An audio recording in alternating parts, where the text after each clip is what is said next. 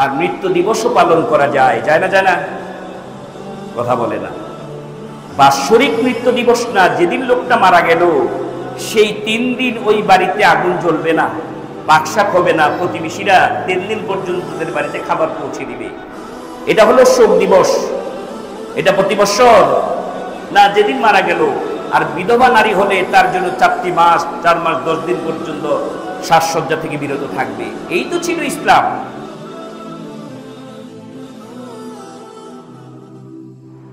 সমস্ত প্রশংসা, গুণগান, তারিফ সেই মহান মুনিব রব্বুল আলামিনের জন্য, যিনি আজকে তার ঘরে এসে খুতবা শোনার তৌফিক দান করেছেন। সেই মহান মুনিবের দরবারে শুকরিয়া দেন সকলে বলছি আলহামদুলিল্লাহ। অসংখ্য দুরূদ ও সালাম পেশ করছি আখিরি জামানার শেষ নবী সাইয়্যিদুল মুরসালিন খাতামুন নবিয়্যিন নবী মুহাম্মদুর রাসূলুল্লাহ সাল্লাল্লাহু আলাইহি সাল্লামের উপর, যার মাধ্যমে আল্লাহ সুবহানাহু ওয়া তাআলা আমাদের জীবনের প্রত্যেকটি কাজ কিভাবে করলে আল্লাহ সন্তুষ্টি হবেন, কিভাবে করলে দুনিয়া এবং পরকালে আমরা শান্তি পাব, প্রত্যেকটি কাজের হক সম্পর্কে আমাদেরকে জানিয়েছেন। আল্লাহ সুবহানাহু ওয়া তাআলা আমাদেরকে হক সম্পর্কে জেনে বুঝে নিজে হক আদায় করা এবং আল্লাহ পাকের পক্ষ থেকে হকগুলি মানুষের সামনে প্রচার করা, এটা আমাদের দায়িত্ব। কারণ আল্লাহ সুবহানাহু ওয়া তাআলা বলেছেন, ওয়াতাওয়াসাউ বিল হাক্কি ওয়াতাওয়াসাউ বিস সবর, যে ওই মানুষগুলি সফল যে মানুষগুলি হকের দাওয়াত দেয়, সবরের দাওয়াত দেয়। অর্থাৎ হকের দাওয়াত দিতে গেলে আপনার হক সম্পর্কে জানতে হবে। হক মানে অধিকার। প্রত্যেকটা বিষয়ের অধিকার আল্লাহ নির্ধারণ করে দিয়েছেন, কার কি অধিকার, কতটুকু অধিকার, অধিকারের ক্ষুণ্ণ করলে কি অপরাধ হয়, এই বিষয়গুলি স্পষ্ট করে জানিয়ে দেওয়া হয়েছে। অধিকার মানে হক 2 রকম, একটি হচ্ছে আল্লাহর হক, আরেকটি হচ্ছে বান্দার হক। আল্লাহর হক এবং বান্দার হক, উভয় হক সম্পর্কে আমি আপনি মুসলিম হিসাবে এটা জানা ফরজ। কারণ হক যদি নষ্ট হয় তাহলে আমি আপনি গুনাহগার হয়ে যাব। এই জন্য প্রত্যেকের হক মানে দায়িত্ব, এই দায়িত্ব সম্পর্কে আমাদেরকে জিজ্ঞাসাও করা হবে, তোমার উপর কি দায়িত্ব ছিল, তোমার উপর কি হক ছিল, এই হকটুকু তুমি, দায়িত্বটুকু তুমি পুরোপুরিভাবে আদায় করতে পেরেছো কিনা। এই জন্য আমি আজকে 2টি হক সম্পর্কে আলোচনা করব, যেটা আল্লাহর হক না, বান্দার হক। বান্দার হকের মধ্যে 2টি হক সম্পর্কে আলোচনা করব, কারণ একটির সাথে আরেকটা খুব ওতপ্রোতভাবে জড়িত। আমরা শুধু একটা হকের কথা আলোচনায় খুব বেশি আনি, যখন এই 2টা হকের কথা, একটা হক হচ্ছে সন্তানের হক, আরেকটা হচ্ছে পিতামাতার হক। কিন্তু পিতামাতার হকের ব্যাপারে আলোচনা হয় বেশি, সন্তানের যে হক আছে এই হকটা আলোচনা কম হয়। এই জন্য আমি একটা যদি অবহেলা হয়, বাবা মার পক্ষ থেকে সন্তানের হক সম্পর্কে যদি দায়িত্বশীল না হয় কোনো বাবা মা, তাহলে ওই সন্তান দিয়ে বাবা মার হক পাওয়াটা আশা করা যায় না। এই জন্য আমি আপনি বাবা হওয়ার আগেই জানতে হবে, আমি যে বাবা হলাম আমার সন্তানের কি কি হক আছে।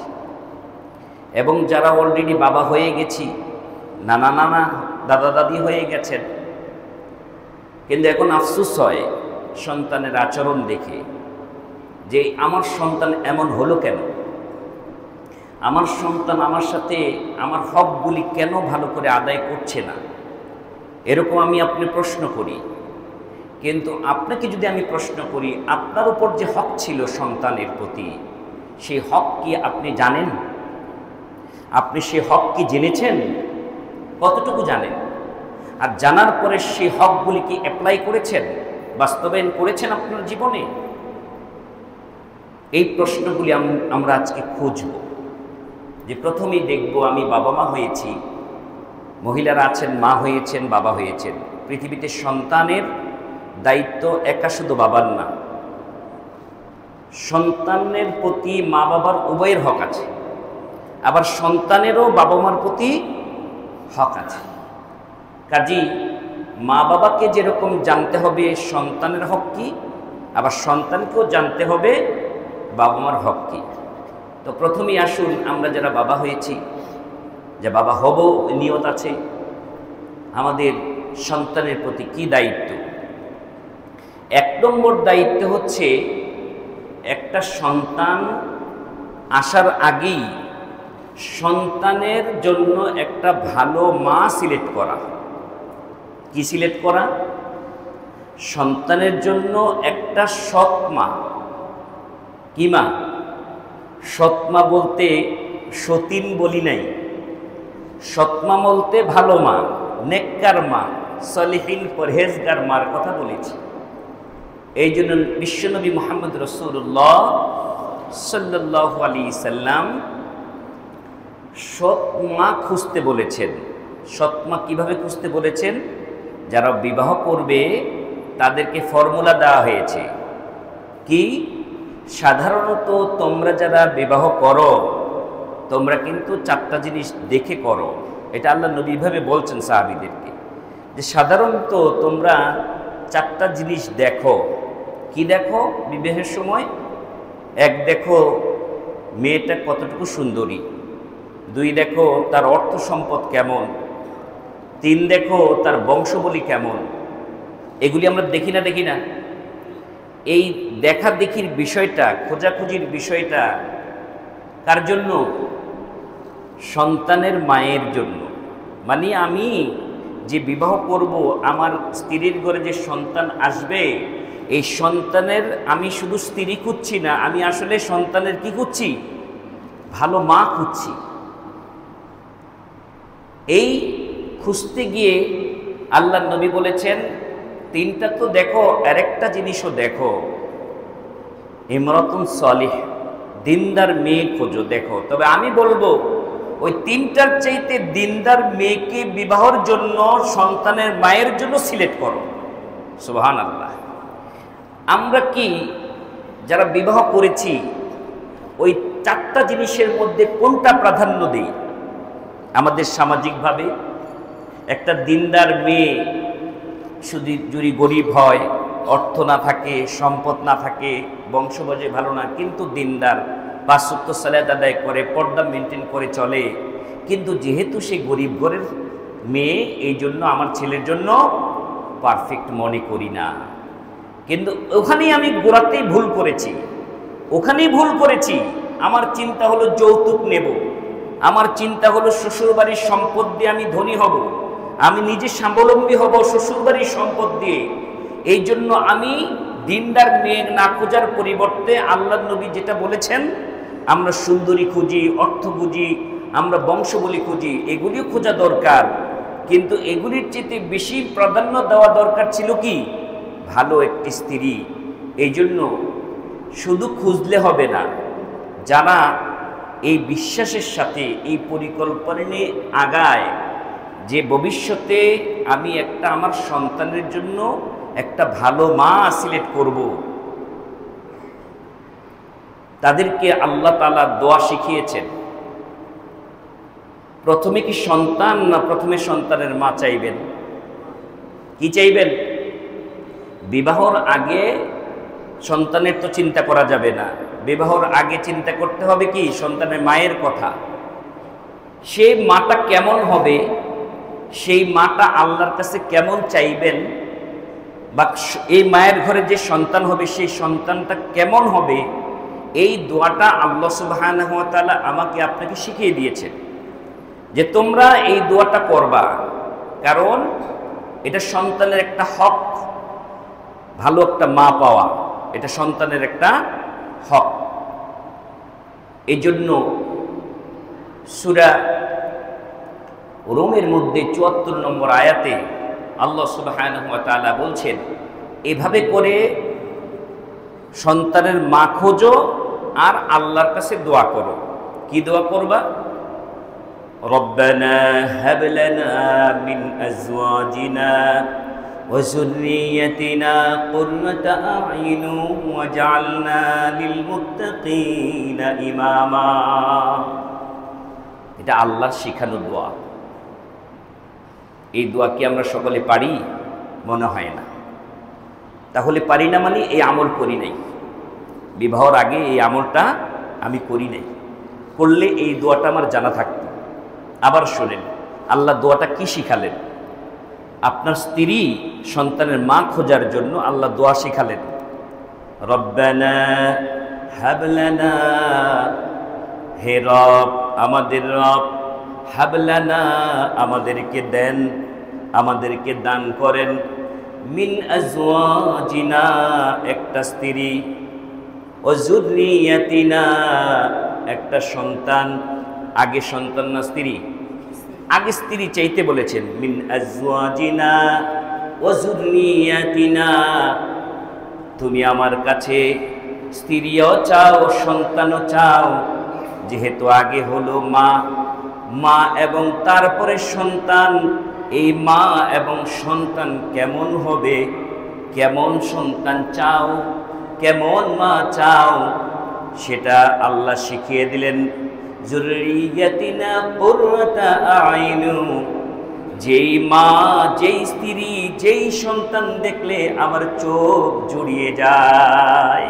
সুবহানাল্লাহ।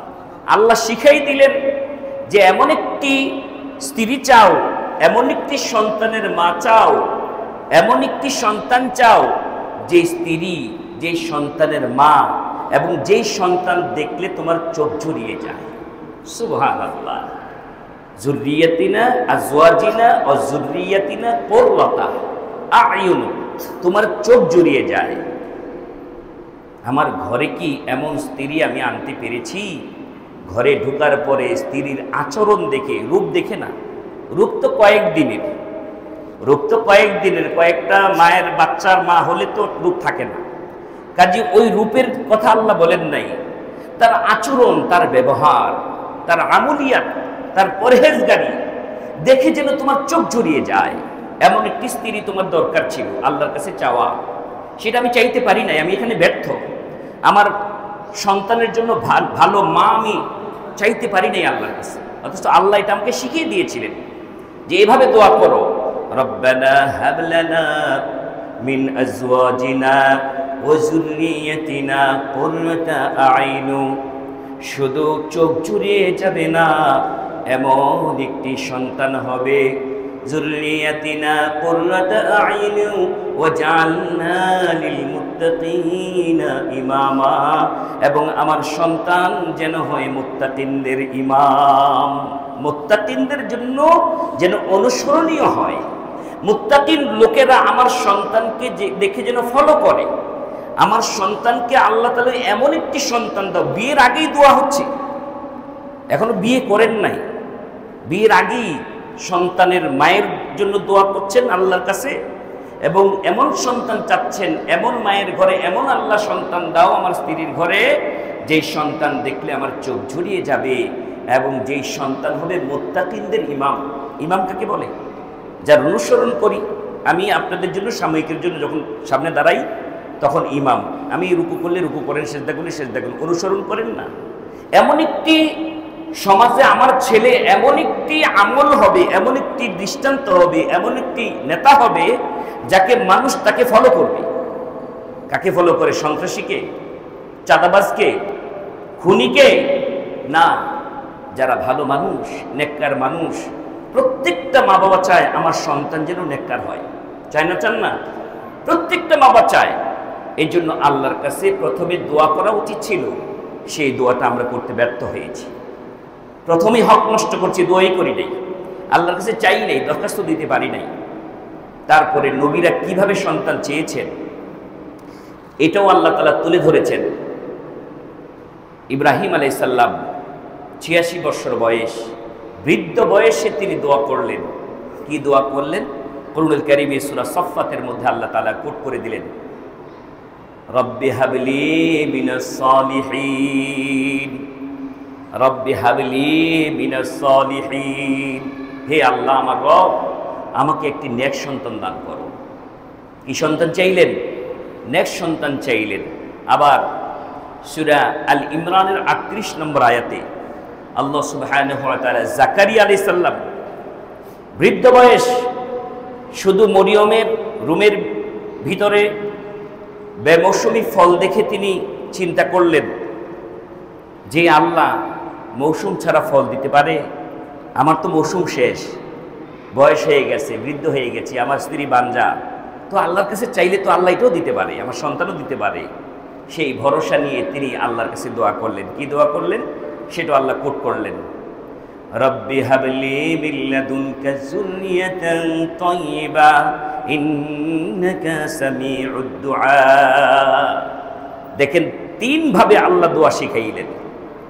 এই দোয়াগুলি কে শিখায়? এটা কার? এই কালাম কার? আল্লাহর কালাম।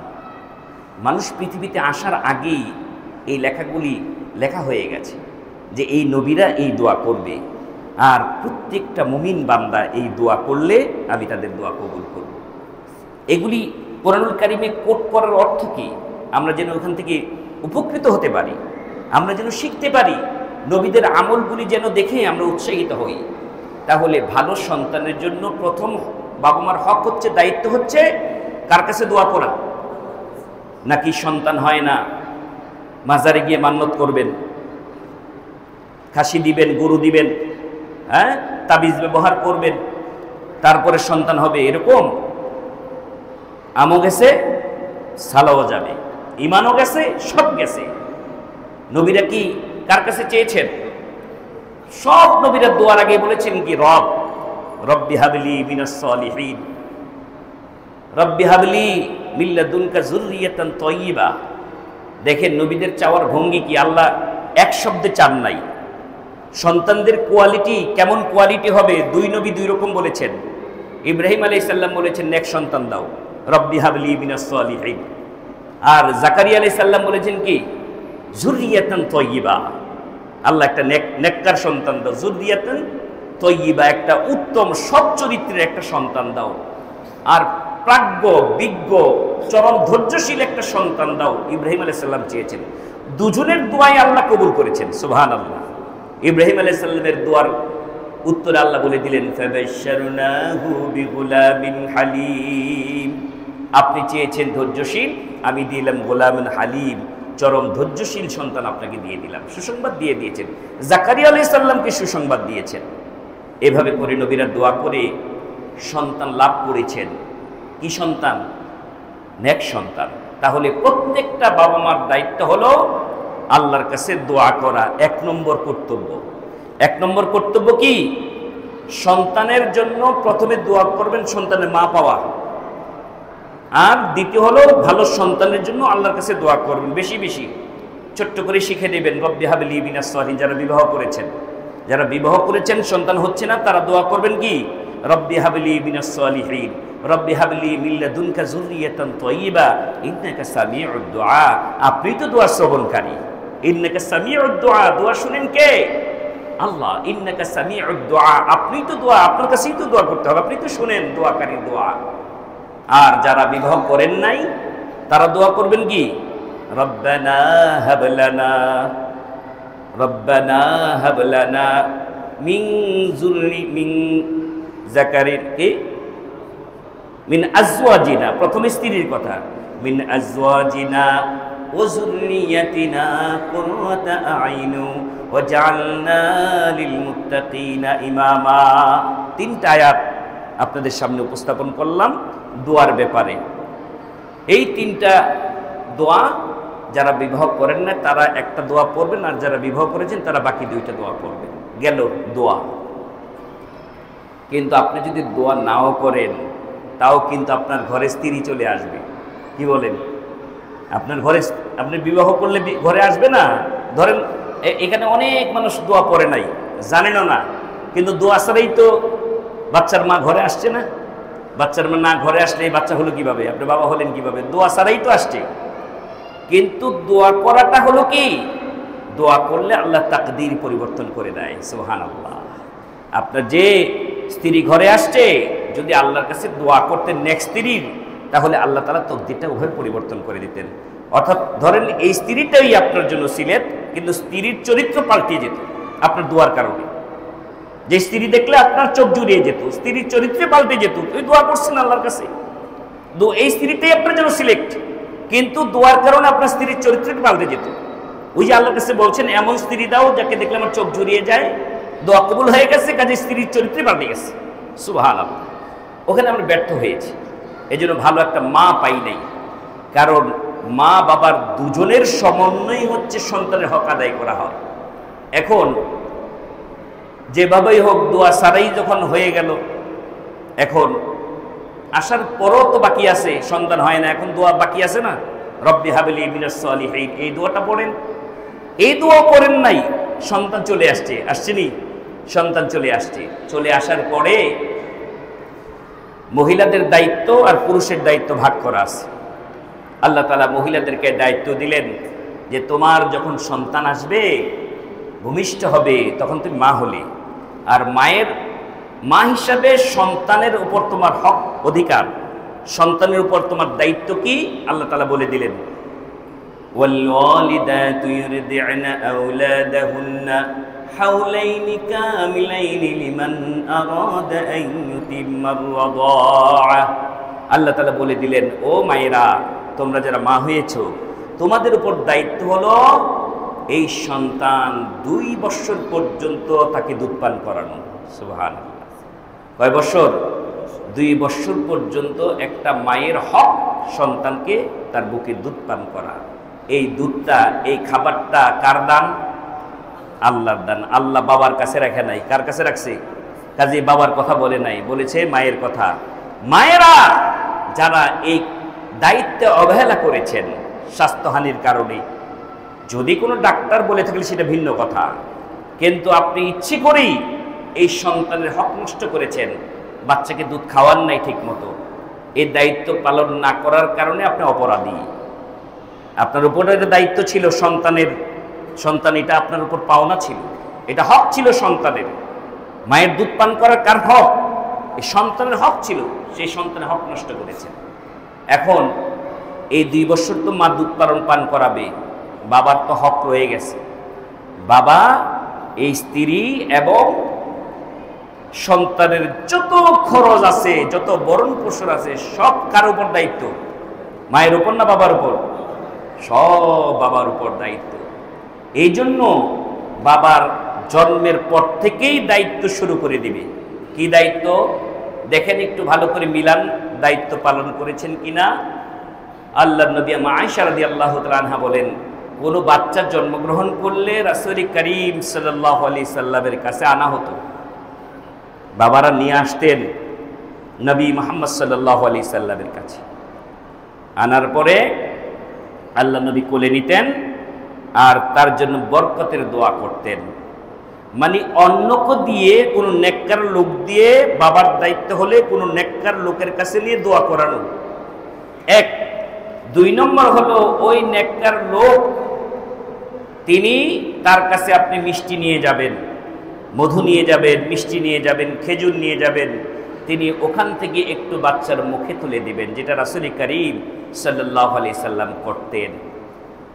কিন্তু বাচ্চার মিষ্টির মুখ না, আমরা দুনিয়ার মানুষকে মিষ্টি খাওয়াই, বাচ্চার মুখের মধ্যে মিষ্টি দেওয়া ভুলে গেছি, বুঝেন নাই? সন্তান হওয়ার পরে দুনিয়ার মানুষকে মিষ্টি খাওয়াইলাম, কিন্তু সন্তানের মুখে যে একটা আল্লাহওয়ালা লোকের মাধ্যমে যে তার মুখে একটু মিষ্টি দেওয়া যে সুন্নাহ, এই সুন্নাহটা ভুলে গেলাম। এত মিষ্টির ভিড়ে যে সুন্নাহটা ছিল তাহনিক করানো, সেটা ভুলে গেলাম। বরকতের দোয়াটা করা ভুলে গেলাম। আর কি ছিল? আর ছিল যখন সন্তান ভূমিষ্ঠ হলো, তখনই তাকে কোলে নিয়ে তার কানের কাছে আজান দেওয়া। সুবহানাল্লাহ। রাসূল করিম সাল্লাল্লাহু আলাইহি সাল্লাম ফাতেমা রাদিয়াল্লাহু তাআলার গর্ভে যখন হাসান জন্মগ্রহণ করলেন, হাসান ইবনে আলী জন্মগ্রহণ করলেন, তখন কোলে নিলেন এবং নামাজের আজানের মতো আজান দিলেন। সুবহানাল্লাহ, এটা সহিহ হাদিস। নামাজের আজানের মতো বিসসালাত, নামাজের আজানের মতো আজান দিলেন। কিন্তু আমাদের সমাজে যেটা প্রচলিত আছে, এক কানে আজানের এক কাজে একামত, এবং বাইরে দাঁড়িয়ে আজান দেওয়া, ওটা না। বাইরে দাঁড়িয়ে না, কোলে নিয়ে কানের কাছে আজানের শব্দগুলি বলে দেওয়া, এবং এক কানে আজান এক কানে একামত, এটা একটা দেওয়া, এটা দুর্বল। শুধু আপনি কোলে নেবেন আর আজানের তাকবীরগুলি, আজানের শব্দগুলি, আজানে যেভাবে আজান দেন নামাজের জন্য, একামত না, আজানের জন্য যেরকম আজান দেন ডাবল শব্দে, এরকম আজানটা দিয়ে দেওয়া। এটাও দেই না। ক্লিনিকে এক রুমে পড়ে আছে, একদমই ওটি রুমের মধ্যে পড়ে আছে, ওখানে আপনাকে কোনো রকম ম্যাডামরা দেখাই নিছে, বাস আবার কোলে করে নিয়ে গেছে। কেন আপনি কোলে নিতে পারেন নাই? কোলে না আপনি আজানের শব্দগুলি শোনাই দিতেন বাবা হিসাবে, এটা তো আপনি পারতেন। নাকি মুয়াজ্জিন ডাকতে হইতো? আজান তো পারেন আপনারা, হয়তো কণ্ঠ ভালো না, কিন্তু আজানের শব্দগুলি পারেন না। তো সেই আজানের শব্দ একটু খেয়াল করেন তো, আপনার ছেলের কানে কি কোলে নিয়ে আপনার বাচ্চাকে আজানটা আপনি দিয়েছিলেন? দেন নাই, হক নষ্ট করেছেন আপনি। তার কানে যদি আজান দিত, তাওহীদ ঢুকে যেত, আল্লাহু আকবার শব্দটা তার কানে প্রথম ঢুকে যেত, আশহাদু আল্লা ইলাহা ইল্লাল্লাহ ওয়া আশহাদু আন্না মুহাম্মাদুর রাসূলুল্লাহ, এই শব্দগুলি ঢুকে যেত, তাওহীদ ঢুকে যেত তার কানের মধ্যে, তার মনের মধ্যে গেঁথে যেত। আমি সেখানে হক নষ্ট করেছি। তারপরে কি করেছি? আমার দায়িত্ব ছিল, তার বয়স যখন 7 দিন হয়ে যায়, 7 দিনের দিন আমার সামর্থ্য অনুযায়ী, ছেলে হলে 2টা ছাগল, ভেড়া, বকরি, এগুলি কি করা? আকিকা করা। আল্লাহ নবী বলেছেন, আকিকার সাথে একটা বাচ্চার জান আটকে থাকে। আকিকার সাথে সম্পর্ক। আকিকা আমরা কুরবানির সময় একটা অংশের ভিতরে ঢুকিয়ে দেই, যদিও আমাদের সমাজে এটা নাই। অনেক সমাজে দেখি কুরবানির সময় আসলে বলে যে আকিকাটা এইটার সাথে একসাথে ছেড়ে দেই। আবার কিছু লোক প্রশ্ন করে, হুজুর আমার আত্মীয় স্বজন বেশি, তো ওই খাসির দরকার না, একটা গরু দিয়া জবাই করে আকিকা দিয়ে দিই। না, গরু দিয়ে আকিকা দিলে হবে না। ছাগল ছেলের জন্য 2টা, ছাগল হোক, সাগি হোক, বেড়া হোক, দুম্বা হোক, এগুলি দিয়ে 2টা দিয়ে আপনার ছেলের জন্য, ছেলের পক্ষ থেকে। আর মেয়ের পক্ষ থেকে কয়টা? একটা। সামর্থ্য না থাকলে একটা দিলেই চলবে ছেলের জন্য। এই যে আকিকা, আপনি নিজে গোশত খেতে পারবেন এবং অন্যকে আত্মীয়স্বজনকে খাওয়াতে পারবেন। এই খাওয়াতে গিয়ে যদি বিশাল আয়োজন করে আবার টেবিল বসে সবার কাছ থেকে টাকা পয়সা তোলেন, ওটা হয়ে যাবে ফকিরি বেশ। এটা ফকিরি রেওয়াজ, মানে ফকির, আপনি ফকির হয়ে গেছেন, মানে এগুলি খাওয়াইয়া কি হয়ে গেছেন? ফকির হয়ে গেছেন। এখন সবার কাছ থেকে চাঁদা তুলছেন, নাউযুবিল্লাহ। এগুলি করা যাবে না। এটা একটা সুন্নাহ। 7ম দিনে, কয় দিনে? 7ম দিনে হিসাব করে 7ম দিনেই করতে হবে। 14 দিনে, 21 দিনে যে রায়াতগুলি, এগুলি দুর্বল। উত্তম হচ্ছে একদম নির্ভেজাল 7ম দিনে দিবেন। আর কি করবেন? এই আকিকার সাথে তার নামটা রাখতে হবে। নামটা কি রাখবেন? আকাশ, বাতাস, তরুলতা, সব প্রাকৃতিক নাম। হে হিন্দু না মুসলিম বুঝাই মুশকিল। নাম রাখতে হবে অর্থবোধক, আরবিতে সুন্দর, এবং বাবার নামের সাথে কি করে জোড়ো লাগিয়ে। মুহাম্মদ ইবনে আব্দুল্লাহ, আব্দুল্লাহ ইবনে ওমর, আব্দুর রাজ্জাক বিন ইউসুফ, মুজাফফর বিন মুহসিন, এই নামগুলি আপনারা চিনেন তো? দেখেন তো নামগুলি কেমনে রাখছে। আলেম তো এই জন্য ভাবে রাখছে। সারওয়ার বিন ইদ্রিস, এইভাবে করে বাবার সাথে কিয়ামতের দিন বাবার সাথে নাম ধরে ডাকবে, মায়ের সাথে না। মায়ের সন্তান হলো, অন্যত্র বিয়ে হয়ে গেলে আবার আরেক সন্তান আরেক ঘরে হবে, কিন্তু বাবা যত 4টা বিয়ে করলো, 4 ঘরের সন্তান হলো, সব বাবার নামে পরিচয় হবে। এই জন্য ইসলাম বাবার নামের সাথে সন্তানের নাম জুড়ে দেওয়া হয়েছে। আমার ভাইয়েরা, এভাবে করে আপনি আকিকা দিলেন, সুন্দর একটা নাম রাখলেন। বলেন তো আল্লাহর কাছে সবচেয়ে প্রিয় কোন 2টি নাম? 1 নম্বর হচ্ছে আব্দুল্লাহ। আল্লাহ নাম রাখা যাবে? আল্লাহ নাম রাখা যাবে? আল্লাহ নাম রাখা যাবে না। রাখতে পারবেন কি? আব্দুল্লাহ, আল্লাহর বান্দা। কার বান্দা? আল্লাহর গোলাম। এটা সবচেয়ে প্রিয় নাম, আল্লাহর গোলাম। আমি কার গোলাম? আব্দুল্লাহ বললেই বোঝা যাবে এটা আল্লাহর গোলাম। সুবহানাল্লাহ। কাউকে ডাক যখন দিবেন আব্দুল্লাহ, আপনি বলছেন কি? এই আল্লাহর গোলাম। আল্লাহ, আল্লাহ সবচেয়ে বেশি ভালোবাসেন গোলাম কি? আল্লাহর গোলামকে ভালোবাসেন। আব্দুর রহমান, রহমানের গোলাম। গোলাম রাসূল নাম রাখা যাবে না? আমি রাসূলের গোলাম, রাসূল করিম সাল্লাল্লাহু আলাইহি সাল্লামের উম্মাহ অনুসারী আমি। আর গোলাম কার? গোলাম রাসূল অনেকের নাম রাখে, কিন্তু এটা ভুল। গোলাম রাসূল না, আব্দুল্লাহ, আব্দুর রহমান। আর মুহাম্মদ নাম রাখতে পারেন, আল্লাহ নবীর নামে নাম মিলাইয়া মুহাম্মদ রাখতে পারেন, আহম্মদ রাখতে পারেন, কোনো সমস্যা নেই। আমার ভাইয়েরা, নামগুলিও আমরা সুন্দর করে রাখতে পারি না, অর্থবোধক হয় না। বাবার নাম বুঝেই যায় না, কার সন্তান চিনেই যায় না। তারপরে এরপরে আপনি নাম রাখার পরে তার মাথার যে চুলগুলি ছিল, আকিকাটা মূলত তাকেই বলা হয়। মায়ের পেটে থাকতে যে চুলগুলি আল্লাহ দিয়েছেন, ওই চুলগুলিকে মূলত আকিকা বলা হয়। এই আকিকার দিন এই চুলগুলি পরিষ্কার করাকে আকিকা বলা হয়। আর এই চুল কাটা উপলক্ষেই আপনি কি করছেন? জবাই করছেন। এই জন্য এটাকে বলা হয় আকিকার পশু। এই চুলগুলি আপনি মন্টন করবেন, করার পরে এই চুলগুলি ওজন করে কি করবেন? সদকা করবেন। কিসের সাথে মিলিয়ে? রূপার সাথে। রূপার দানে অথবা ডাইরেক্ট রূপা দিয়ে দিতে পারেন। যতটুকু ওজন হলো অতটুকু ওজনের রূপা কাউকে দিয়ে দিবেন, একদম আর কোনো ভেজাল নাই। আর যদি মনে করেন না রূপা দেবো না, আমি রূপার দামটা দেবো, ওকে, হতে পারে। রাসূল করিম সাল্লাল্লাহু আলাইহি সাল্লামের যুগে ওজনকে ফাতেমা রাদিয়াল্লাহু সন্তানের 1 দিরহাম ওজন হয়েছিল চুলের। কয় দিরহাম? 1 দিরহাম চাঁদি মানে রূপা দিয়ে দেওয়া হয়েছিল। তাহলে দেখেন তো, একটু মিলান তো, আমি আপনি এই কাজগুলি করেছি কিনা।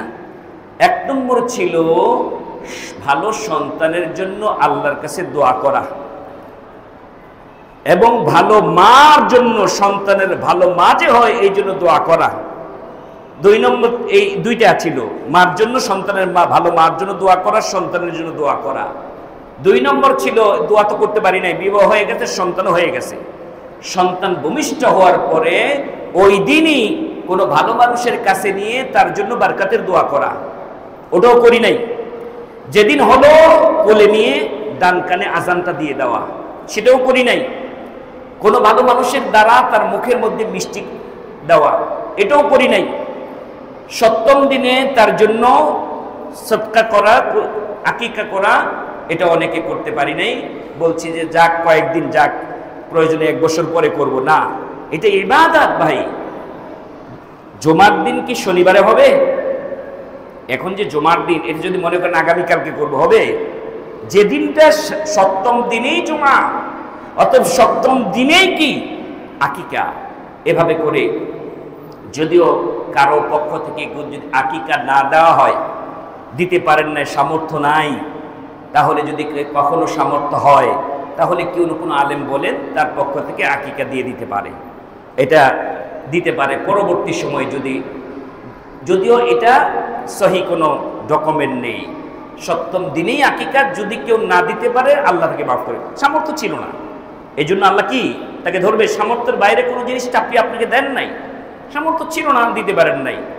তারপর যদি মনের মধ্যে একটি থাকে, তাহলে আপনার সামর্থ্য আছে, আকিকাও হয় নাই, তার পক্ষ থেকে জানের পরিবর্তে একটা জান সদকা করে দেন।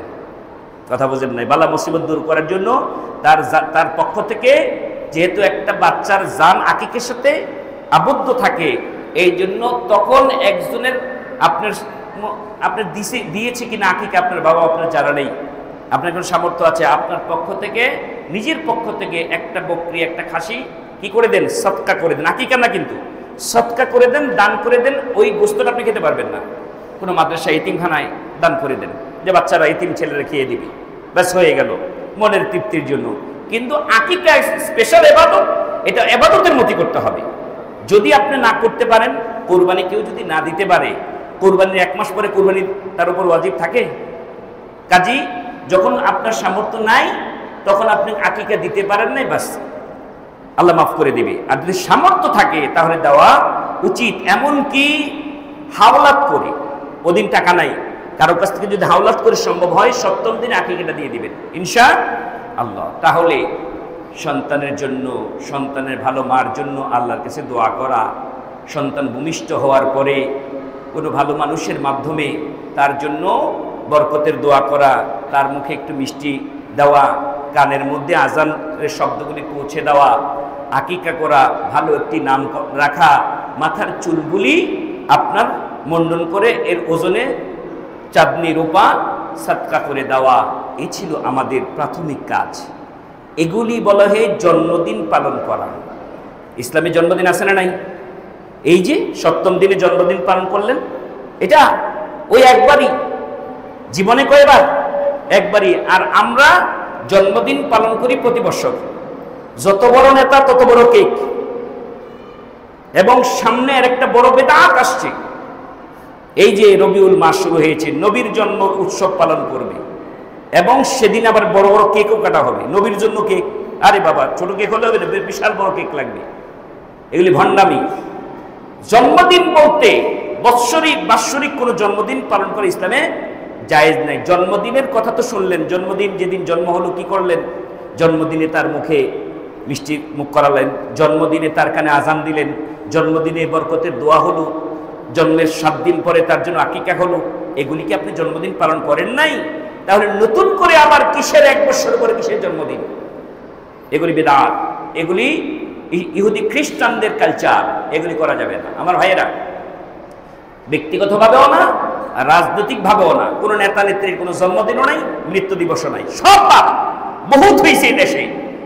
এই রাজনীতির নামে ধর্মকে বিক্রি করে নতুন একটা ধর্ম আপনারা আবিষ্কার করেছেন, নতুন বাবা বানিয়েছেন, নতুন পিতা আবিষ্কার করেছেন, এবং বাবার মূর্তি বানিয়ে বানিয়ে সারা দেশ ভরে ফেলেছেন। জনগণের টাকা দিয়ে হাজার হাজার টাকা মূর্তি বানিয়ে শেষ করেছেন। আল্লাহর এমন গজব আসছে, মূর্তির মাথার উপর ছেলেরা প্রস্রাব করে দিয়েছে। কার গজব? আল্লাহর গজব। যারা অপচয় করবে, যারা শিরিক করবে, তাদের এই পরিণতি হবে। শিরিক যারা করবে, মানুষের মূর্তি বানানো কি শিরক? এই শিরিকের গুনাই আল্লাহ ধ্বংস না খুব দ্রুত নামাইছে, ধ্বংস।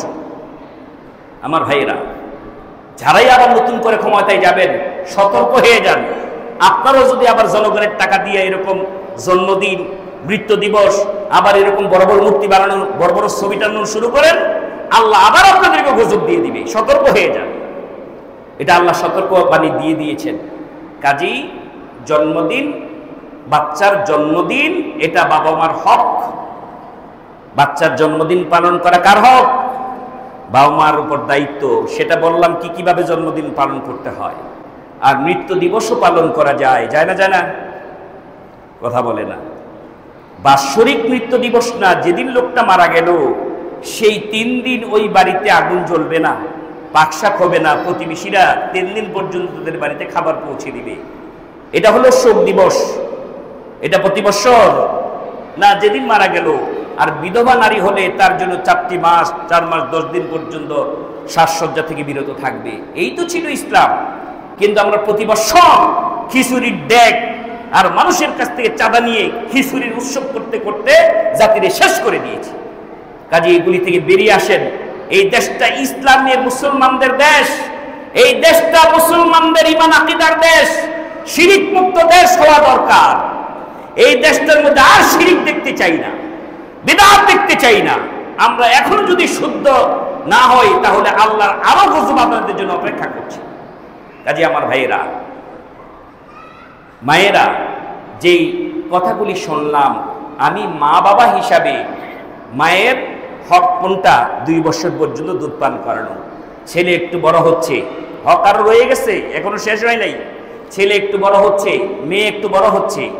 যখন সে কথা শিখবে, তখন কি শিখাবেন? বলো আম্মু, বলো আব্বু, বলো, এগুলি তো শিখাই।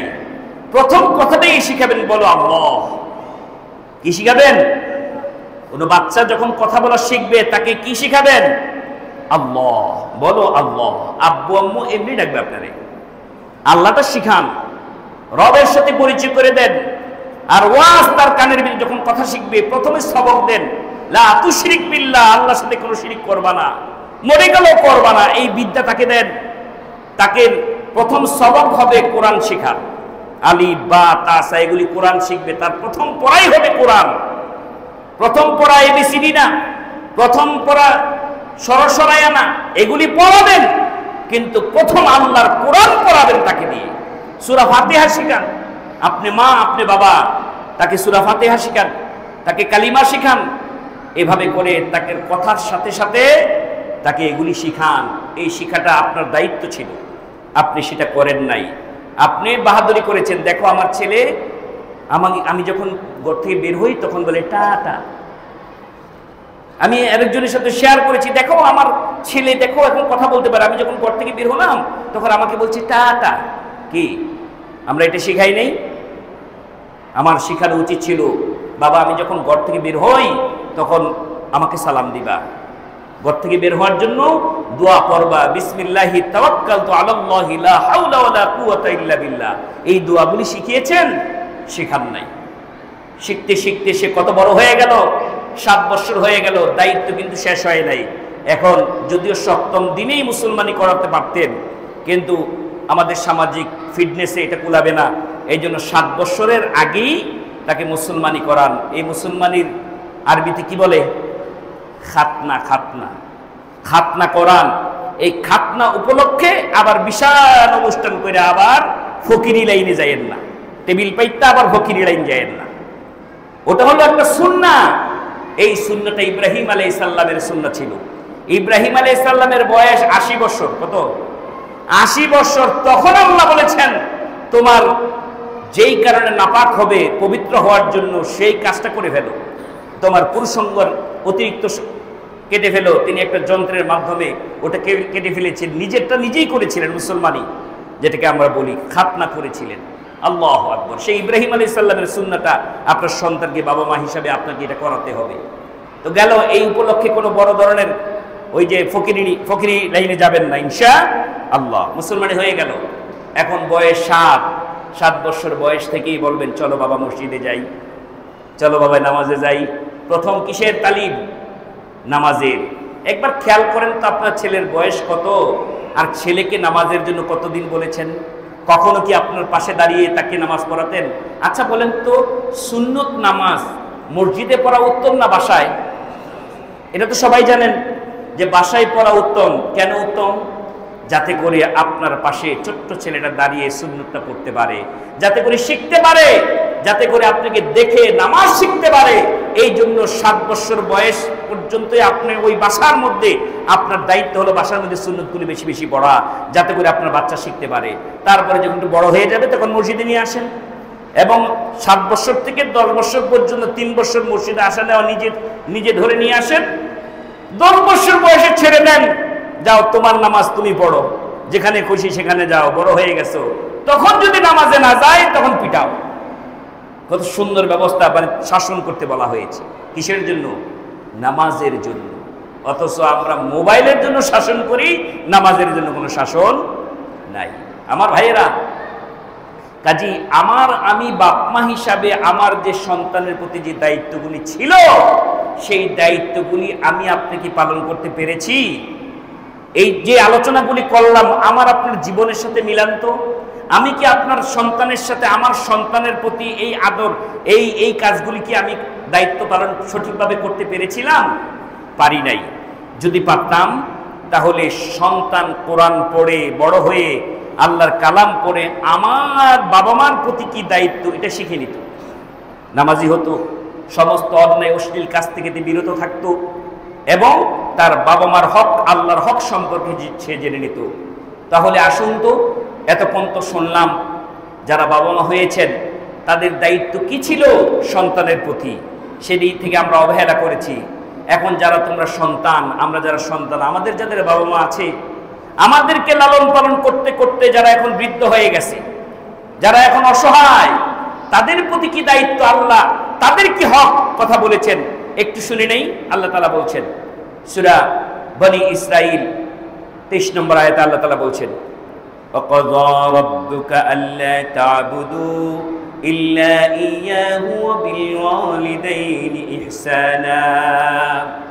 আল্লাহ তাআলা বলছেন وَقَضَى رَبُّكَ أَلَّا تَعْبُدُوا إِلَّا إِيَّاهُ, তোমার রব তোমার প্রতি এই দায়িত্ব দিয়েছেন, এই রায় দিয়েছেন যে তাকে ছাড়া আর কারো গোলামি করবে না। আল্লা তা'বুদু ইল্লাল্লাহ, তার ইবাদত ছাড়া আর কারো ইবাদত করা যাবে না। এটা আল্লাহর হক। কার হক? আল্লাহর হক। তারপরে আল্লাহর হকের সাথেই আল্লাহ তাআলা বলছেন ওয়াবিল ওয়ালিদাইনি ইহসানা, পিতামাতার সাথে সদাচরণ করো।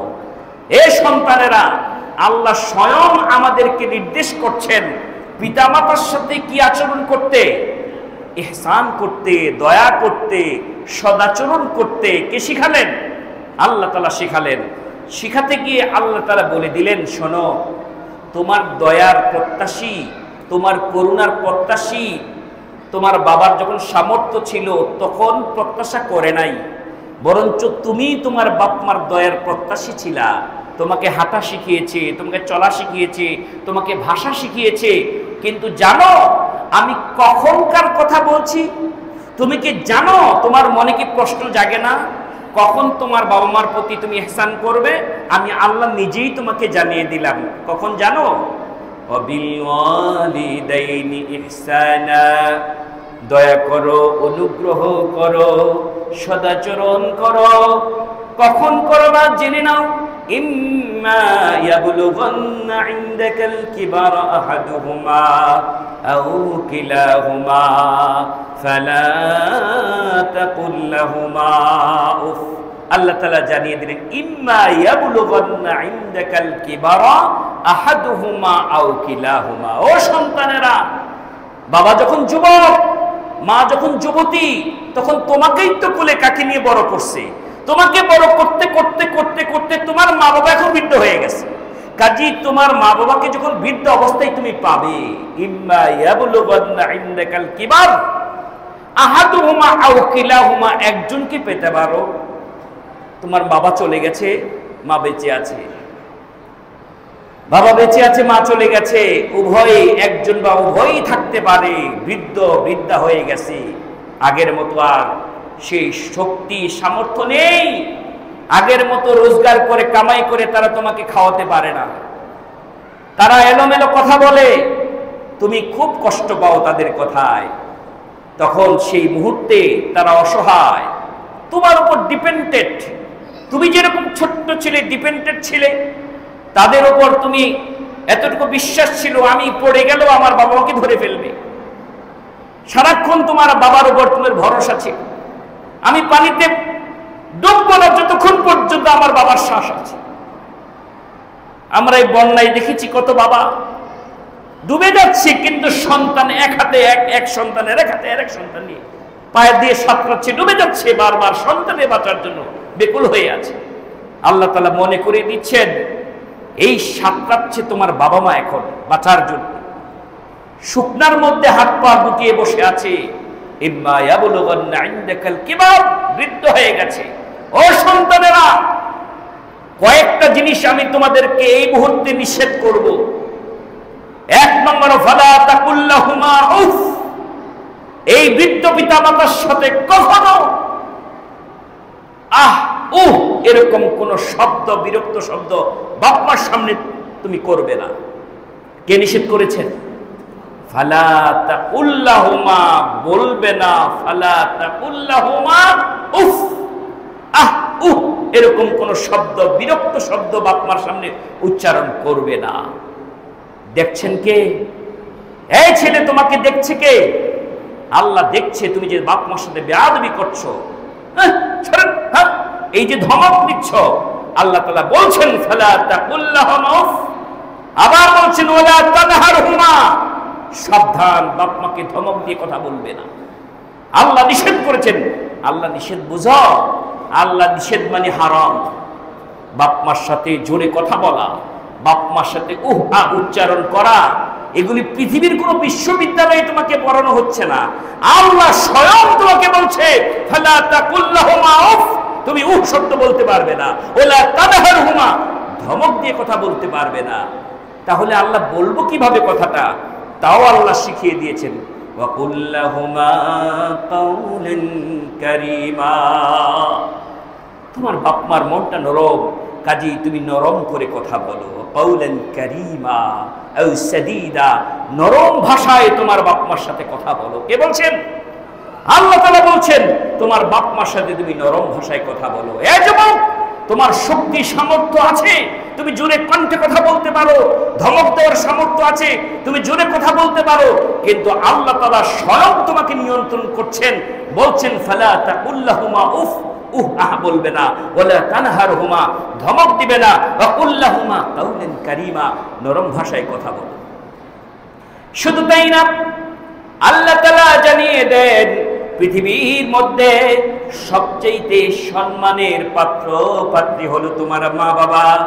তাদের সামনে তুমি কিভাবে দাঁড়াবে, তাদের সামনে তুমি কিরকম আচরণ করবে, আমার আল্লাহ বলেন আখফিদ লাহুমা জানাহাজ যুল্লি মিনার রাহমা, তোমার বাহু যেন তোমার মা বাবার সামনে নত হয়ে যায়।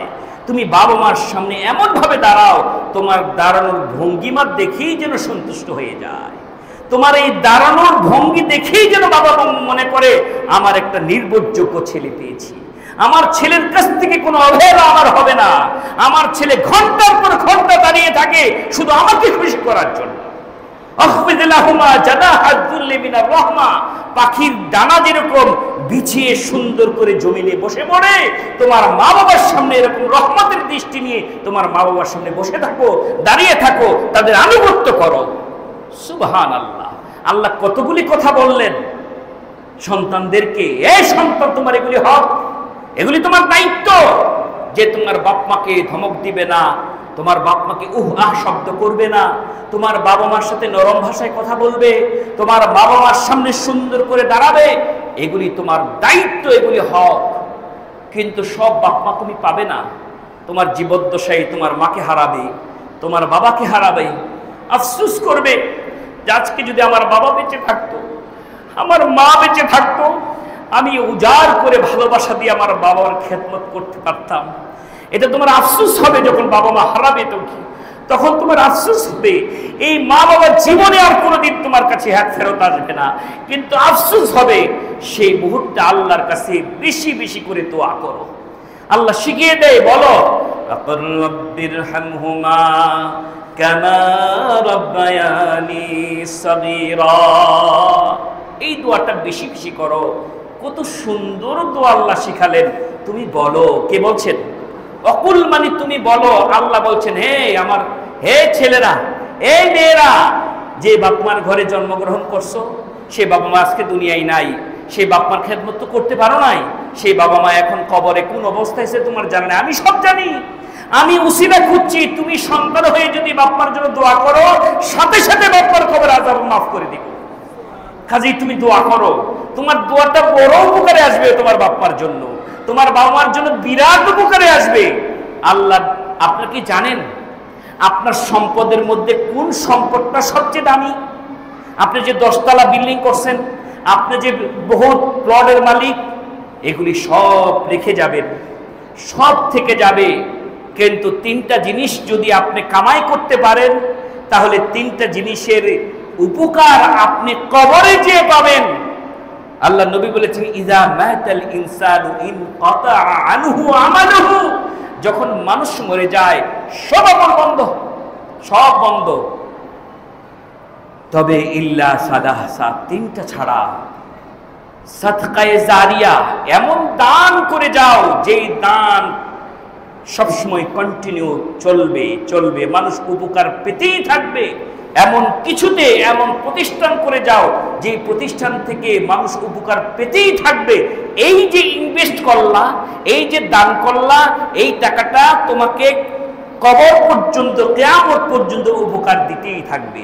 আর যা রেখে গেলা, হয়তো সন্তান ভোগ করবে, নয়তো বিক্রি করে ইয়াবা খাবে, নয়তো যা কিছু তুমি রেখে গেছো না, তোমার এই সম্পদ তোমার জন্য ব্যয় নাও করতে পারে তোমার সন্তান। আর তুমি যা ব্যয় করে গেলা, এটা সাদকায়ে জারিয়া হয়ে গেল, মানব কল্যাণে যেগুলি তুমি ব্যয় করেছো। আর কি, আও ইলমুন ইয়ানতাফাউ, এমন ইলম তুমি বিতরণ করে যাও। এই যে বক্তব্যগুলি নেটে যাচ্ছে, আমি চলে যাব হয়তো একদিন, হাজারো মানুষ, লক্ষ মানুষ এই আলোচনা শুনবে। যদি আমল করে আমি কবর থেকে সওয়াব পাবো, এই কবর থেকে আমি সওয়াব পাবো। কাজী তুমি এমন ইলম, এমন কথা তুমি জাতির সামনে রেখে যাও যেটা উপকার হবে এমন কথা রেখে যেও না যেই কথা তোমাকে দুনিয়ার মানুষও লানত দিবে এবং কিয়ামতের ময়দানে তুমি লানতের অন্তর্ভুক্ত হবে। এমন কোন কথা ক্ষমতা পেলেই গালাগালি করো না, ক্ষমতা পেলেই মানুষকে অবহেলার দৃষ্টিতে কোনো কটু কথা বলো না, বরঞ্চ এমন ইলম, এমন জ্ঞান, এমন বিদ্যা বিতরণ করে যাও যেটা পরকালে উপকারে লাগবে। আমার টাকা নাই, আমি দান করতে পারি নাই, আমার বিদ্যা নাই, আমি বিতরণ করতে পারি নাই, সদকায়ে জারিয়া পাই নাই, কিন্তু আল্লাহ নবী বললেন আও ওয়ালাদুন সালিহ, যদি একটা নেক সন্তান রেখে যেতে পারো, সন্তানের জন্য কোনো বাড়িঘর রেখে যেতে পারো নাই, কোনো কিছু রেখে যেতে পারো নাই সন্তানের জন্য, কিন্তু একটা সন্তান পৃথিবীতে রেখে গেছো, আও ওয়ালাদুন সালিহ, নেক সন্তান। কি সন্তান? ইব্রাহিম আলাইহিস সালাম কি সন্তান চেয়েছিলেন? রব্বি হাবলি মিনাস সালিহিন, নেক সন্তান। এটা হচ্ছে তোমার সবচেয়ে বড় সম্পদ। সেই নেক সন্তানের বৈশিষ্ট্য কি জানো? নবীজি বললেন ইয়াদউ লাহু, যে সন্তান তোমার জন্য দোয়া করবে, সুবহানাল্লাহ, আও ওয়ালাদুন সালিহ ইয়াদউ লাহু, যেই সন্তান বাপ-মার জন্য দোয়া করে। তাহলে বাপ-মার জন্য যে সন্তান দোয়া করে এটা নেক সন্তান, আর এই নেক সন্তানের দোয়া দ্রুত কবুল হয়ে যায়, আর এই সন্তানের দোয়া কিয়ামত পর্যন্ত বাপ-মাকে উপকার দিতে থাকে। সুবহানাল্লাহ। কাজে আমার আপনার উচিত হচ্ছে সন্তান কিভাবে নেক হবে, সম্পদ কামানোর চাইতে সন্তান নেক হওয়ার প্রতিযোগিতা করেন। এখন থেকে নিয়ত করেন আমার সম্পদ আর বাড়ানোর দরকার নাই, বহু চুরি করছি, বহু ডাকাতি করছি, বহু হাজার হাজার কোটি টাকা লুণ্ঠন করছি, কিন্তু একটা ভালো সন্তান রেখে যেতে পারি নাই, যে সন্তান মৃত্যুর পরে আমার জন্য একবার হলো বলবে রব্বির হামহুমা কামা রব্বায়ানি সগীরা, স্বতঃস্ফূর্তভাবেই বলবে। হুজুররা হাজারো টাকা খরচ করে হুজুরদের দ্বারা দোয়া করাতে পারেন, দোয়া করাতে নিষেধ নাই, দোয়া করতেই পারে, কিন্তু কবুল হওয়ার ব্যাপারে গ্যারান্টি নাই। নিজের সন্তান যদি দোয়া করে কবুল হবেই। আপনি আমি যখনই দোয়া করব, ওযু লাগবে না, গোসল লাগবে না, ওয়াক্ত লাগবে না, আমার মার কথা, আমার বাবার কথা এখন মনে পড়েছে, এখনই বলুন রব্বির হামহুমা কামা রব্বায়ানি সগীরা। শুনছেন কে? আল্লাহ। এভাবে করে বাপ মার জন্য দোয়া করব, বাপ মার ভরণ পোষণের ব্যবস্থা করব, বাপ মাকে কখনো কষ্ট দিব না, যদি কষ্ট দিয়ে থাকি আল্লাহর রাস্তে পায়ে ধরে মা বাবার কাছে ক্ষমা চেয়ে নিব। বাবা মার সাথে কিসের ভিন্ন? হ্যাঁ, আপনার টাকা আছে, আপনি আলাদা খান, আলাদা পাক করেন, কিন্তু বাবা মার কোনো দায়িত্ব যেন অবহেলা না হয়। বাবা মার কোনো দায়িত্ব অবহেলা করা যাবে না, হারাম, কাবীরা গুনাহ। বাপ মাকে গালি দেওয়া যাবে না। আর গালি কি, বাপ মাকে হত্যা পর্যন্ত করে ফেলি আমরা, এমন সমাজ আমরা পেয়েছি, নাউযুবিল্লাহ। আল্লাহ তাআলা আমাদেরকে হেফাজত করবেন, আমিন। আজকে যা আলোচনা করলাম, বাবা মা হিসাবে সন্তানের প্রতি দায়িত্ব এবং সন্তান হিসাবে বাবা মার প্রতি দায়িত্ব, এই দায়িত্বগুলি যেন আমরা ভালোভাবে আদায় করতে পারি, সেই তৌফিক আমাদের সকলকে দান করবেন, আমিন। বারাকাল্লাহু লাকুম ফিল কুরআনিল আযীম ওয়া নাফা'নাকুম বিল আয়াতি যিকরিল হাকীম ইন্নাহু তাআলা জাওয়াদুন কারীমুম মালিকুম বাররউফুর রহিম।